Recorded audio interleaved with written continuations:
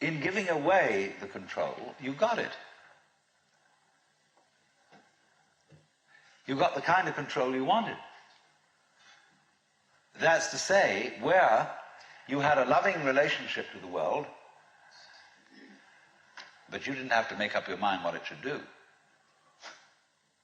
You let it decide. Now, do you see that's how your bodies work? You don't have to make up your mind what your nerve cells are going to do. You've delegated all that authority. If the President of the United States has to lay awake at nights thinking what every official under his command is going to do, he can't be president.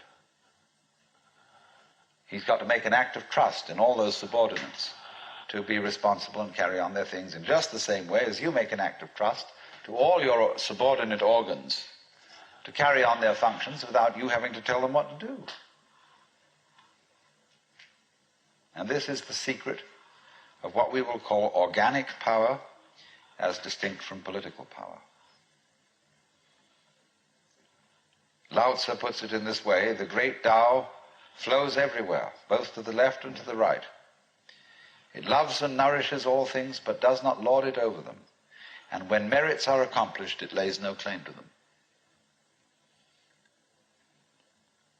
The more, therefore, you relinquish power, trust others,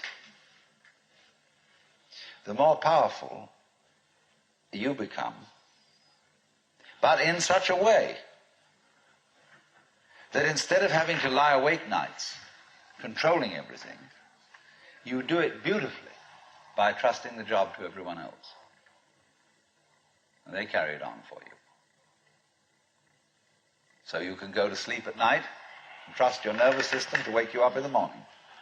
You can even tell it, I want to wake up at 6 o'clock, and it'll wake you up just like an alarm clock. This seems a sort of paradox to say this, but the principle of unity, of coming to a sense of oneness with the whole of the rest of the universe, is not to try to obtain power over the rest of the universe. That will only disturb it and antagonize it and make it seem less one with you than ever. The way to become one with the universe is to trust it as another, as you would another, and say, let's see what you're going to do. But in doing that, you see, in saying that to everything else that you have been taught to think is not you, you are also saying it to yourself.